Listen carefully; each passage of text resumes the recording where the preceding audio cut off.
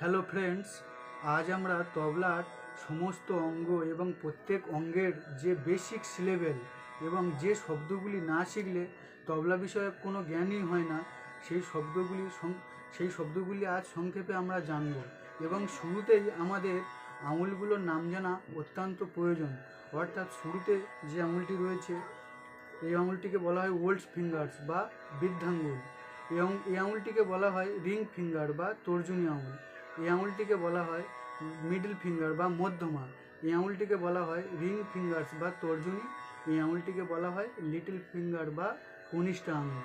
এবার জানবো তবলার প্রত্যেক অঙ্গের নাম এবং তবলার তবলার তবলার মধ্যখানে যে এই যে কালো মতো যে অংশটি রয়েছে এই অংশটিকে বলা হয় গাব, এবং গাবের পাশে যে অংশটিকে রয়েছে এই অংশটিকে বলা হয় সুর, এবং সুরের উপরে যে অংশটিকে রয়েছে এই অংশটিকে বলা হয় কানি। অর্থাৎ গাব সুর কানি, গাব সুর কানি নিয়ে হলো এই সমগ্র অংশটিকে বলা হলো ছাউনি। তারপরে কানির নিচের অংশ রয়েছে পাগড়ি, এই যে বেনুনির মতো যে অংশটি এই অংশটিকে রয়েছে পাগড়ি, এবং এই অংশটিকে বলা হয় ছোট, অর্থাৎ যেটি কিনা তবলার সুর বাঁধার ক্ষেত্রে বিশেষভাবে গুরুত্বপূর্ণ ভূমিকা পালন করে থাকে। অর্থাৎ এই অংশটিকে, এই দড়ির মতো যে অংশটি রয়েছে এই অংশটিকে বলা হয় ছোট। আর এই যে ছোটগুলিকে যেগুলি দিয়ে পরিচালনা করা হয়, যেটি দিয়ে পরিচালনা করা হয় এই অংশটিকে বলা হয় গুলি বা গাঁটটা। এই অংশটিকে বলা হয় গুলি বা গাঁটটা, এবং সবার নিচে যেটাকে তবলা উপবেশন করে আছে সেই অংশটিকে বলা হয়, এই অংশটিকে বলা হয় বেড়ে বা বেড়ে বলা হয়। তো চলুন বন্ধুরা, এবার প্রত্যেকটি অঙ্গের কিছু শব্দ বিষয়ক আমরা জানব। যেমন একার আকার হস্যৌ এই শব্দগুলি কেবলমাত্র, অর্থাৎ স্বরবর্ণগুলো একার আকার হস্যৌ সমস্ত স্বরবর্ণ যে বর্ণগুলি রয়েছে, তবলার বর্ণগুলি রয়েছে, সেই বর্ণগুলি কেবলমাত্র ডান হস্ত অর্থাৎ তবলাতে বাজানো হয়ে থাকে। এবং ক, খ, গ, ঘ এই শব্দগুলি কেবলমাত্র লেফট হ্যান্ড বা বাম হস্ত বাজানো হয়ে থাকে। যেমন তে স্বরবর্ণ, তে শব্দটি গাবের মধ্যিখানে বাজানো হয়ে থাকে তে, এবং নিচে যে অংশটি, উপরের যে অংশটি রেডি হয়ে আছে সেই অংশটিকে রে, এই আঙুলটি দিয়ে রে শব্দ উৎপন্ন করা হয়, অর্থাৎ তে রে। এবং শুরুতেই আমি বলেছি ক, খ, গ, ঘ কেবলমাত্র বাম হস্ত দিয়ে বাজানো হয়ে থাকে তে রে কে টে, অর্থাৎ ক, খ, গ, ঘ কেবলমাত্র বাম হাতে বাজানো হয়ে থাকে। ক, খ, গ আর এই ঘ, অর্থাৎ ক, খ, গ, ঘ কেবলমাত্র বাম হস্ত। একার আকার হস্যৌ সমস্ত স্বরবর্ণ শব্দগুলি ডান হস্ত দিয়ে বাজানো হয়ে থাকে। এবার আমরা জানবো শুরুতেই যে শব্দগুলি আমাদেরকে তবলার জন্য খুবই গুরুত্বপূর্ণ সেই শব্দগুলি এখন আমরা শিখব।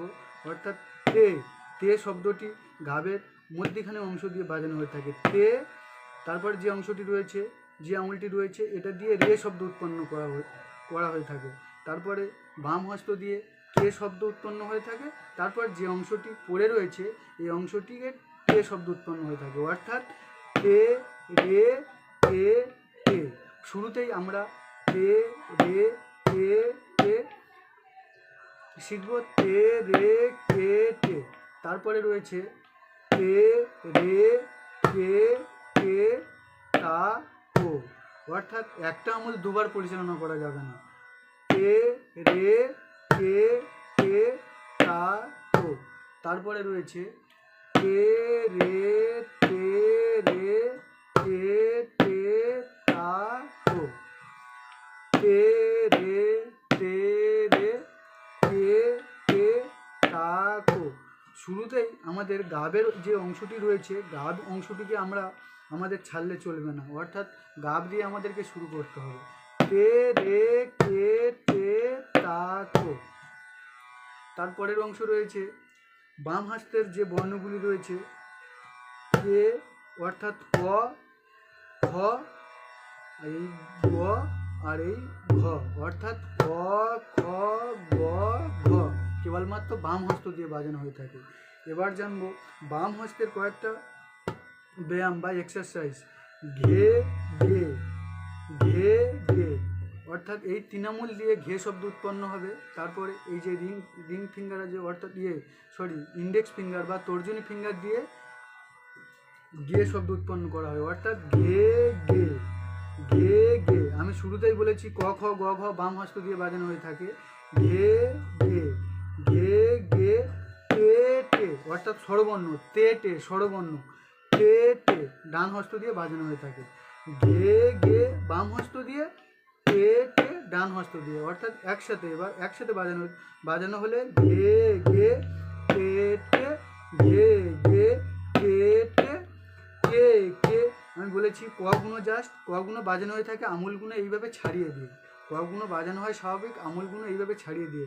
কে কে টে টে ঘে গে টে টে ঘে গে টে টে ঘে গে টে টে কে কে টে টে ঘে গে টে টে। তারপরে রয়েছে ঘে ইয়ে। এবার বন্ধুরা, একার শব্দটা কেবলমাত্র বাজানো হয়ে থাকে না, একার শব্দটা কেবলমাত্র মুখ দিয়ে শব্দের মাধ্যমে প্রকাশ করতে হয়। ঘে এ টে টে টে কে টে টে ঘে গে টে টে ঘে গে টে টে ঘে গে কে টে টে ঘে গে টে টে ঘে গে টে টে ঘে গে টে কে টে টে ঘে গে টে টে ঘে গে টে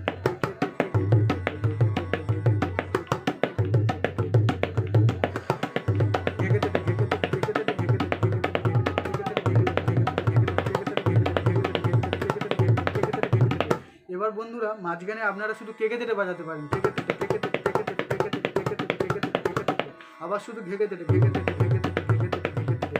যেখানে আটকাবে সেখান দিয়ে আপনারা সেটা আলাদা করে